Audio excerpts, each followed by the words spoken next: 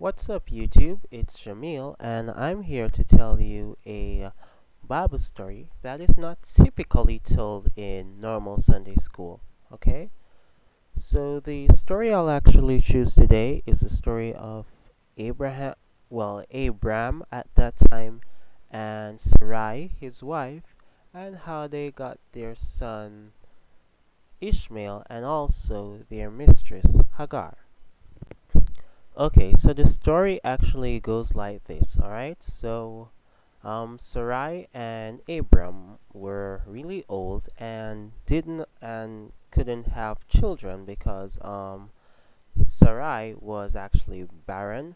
Um, Sarai is Abram's wife. Abram is the guy that later on became Abraham, alright?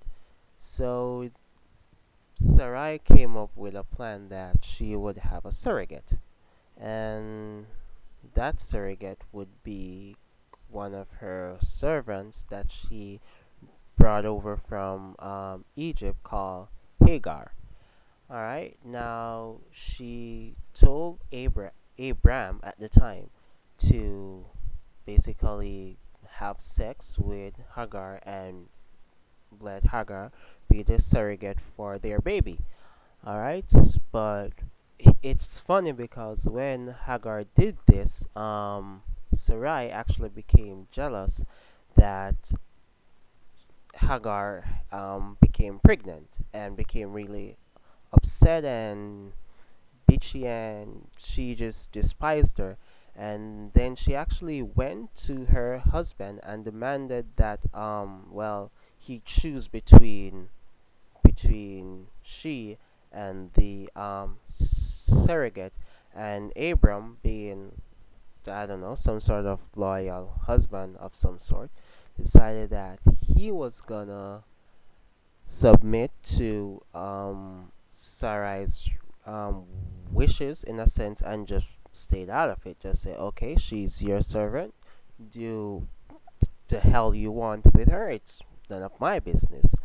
So she just started being a real dick to Hagar, and it got so bad that Hagar actually ran away because of the abuse and the mistreatment that she was having from her female slave owner, in a sense. So yeah, so she ran away, and while she was at some well with a really long, weird name, the angel of God actually came and spoke to her for some reason and asked her, for some reason asked her where she was going and where she coming from, and she like answered, well, I'm running away from my mistress or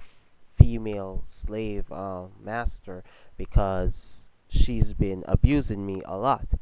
And then I guess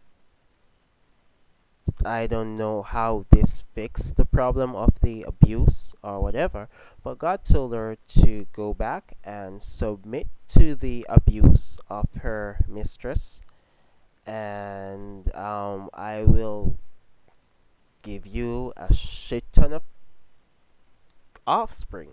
So I don't know how to trade off their work, but whatever. So the angel said like to sweeten the deal that you will get a son, call him Ishmael, and that and I guess Ishmael have some sort of meaning to say that God has heard your pain and suffering. I guess that was the meaning of that name, and he will be a wild man like a donkey. Mm, not sure of the simile there, but yeah, or a wild donkey of a man, same thing. Um, and his hands will be against everyone, and everyone's hands will be against him. I guess he'll be a fighter or a fierce debater or something, and he will live to the east of all his brothers.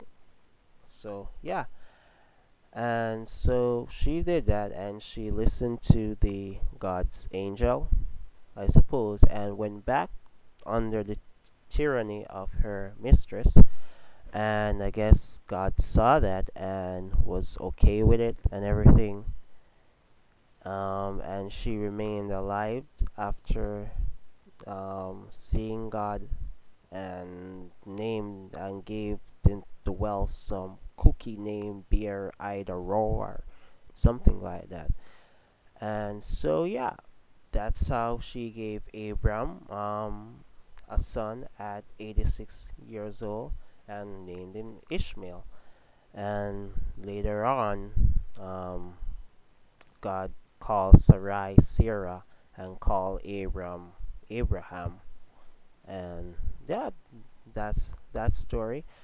And also, I think like this is the grounds for Islam. I believe that like the Jews are the descendants of Isaac, who came later on, which is a story that's normally told, and um, children of Islam came from Ishmael, and and I guess they used the hands against him, everyone hands against his hands against everyone, everyone hands against him, reference to speak that.